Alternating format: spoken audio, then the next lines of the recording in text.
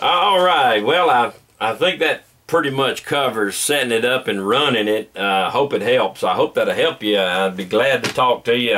If you want to get in touch with me, I'll be more than happy to help you, talk to you, answer questions. What I did, a lot of stuff, I had Bible verses. Children, obey your parents. My son, if sinners entice thee, consent thou not. Thy word have I hid in my heart, that I might not sin against God. Thy word is a lamp unto my feet and a light unto my path. Thou shalt not covet.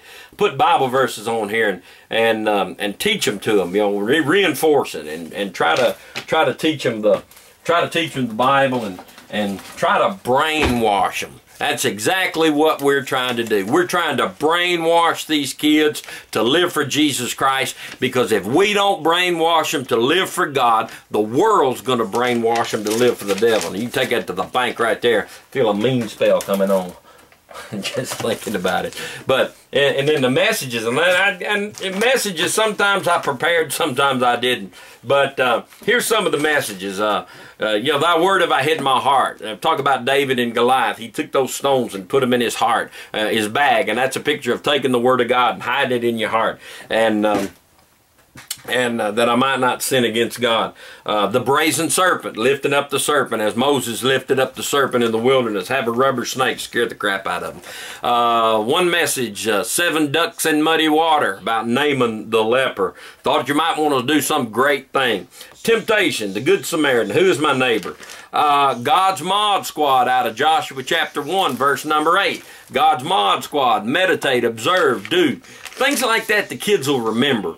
And so we would go over that, and then what I would do, you know, weeks later, hey, who here remembers God's Mod Squad? What is that all about? And somebody say, meditate, observe, do. Give them some Bible books for that. But see, what you're doing, you're reinforcing it to them, and you're trying to help them to remember the Bible.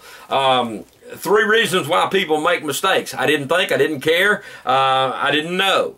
And those are only 3 reasons why anybody ever makes any mistake ever in their life. I didn't know, I didn't think, I didn't care.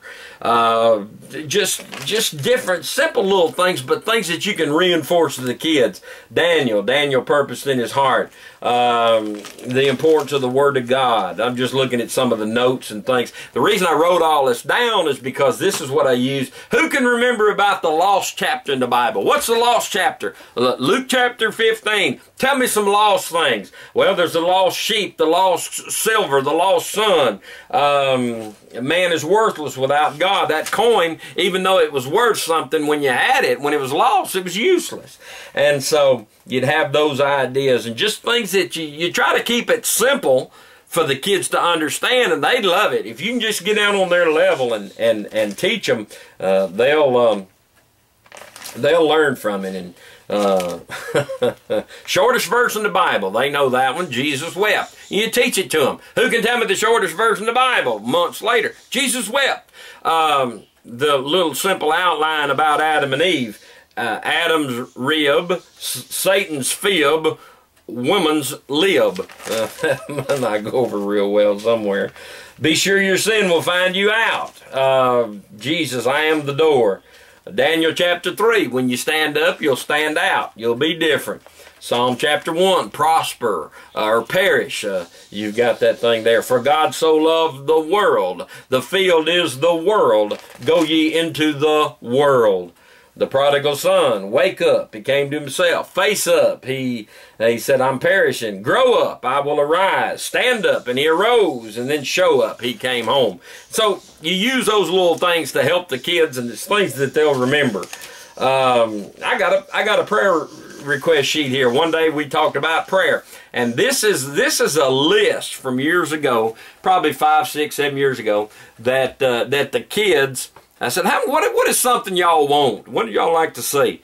And so we just wrote down stuff. We wanted to see 40 in junior church, and we ended up shortly after that having 50-something.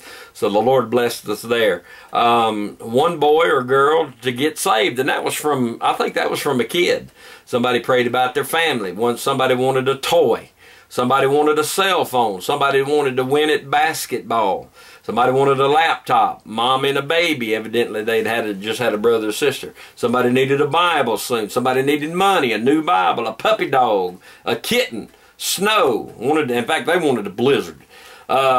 Razor, chocolate, Unspoken, Game Boy, football, family go to church. And it's just things that the kids enjoyed doing. They enjoyed saying that and giving that out. Let's see. Put God first. Pray before you play. Some of these, there's the 5 rules of junior church. All this just stuff that we just made it fun for the kids to be there. We loved them, and that's where God had us. And I don't look at it as, well, I'm the pastor of the adults and you're the pastor of the children. I'm better than you.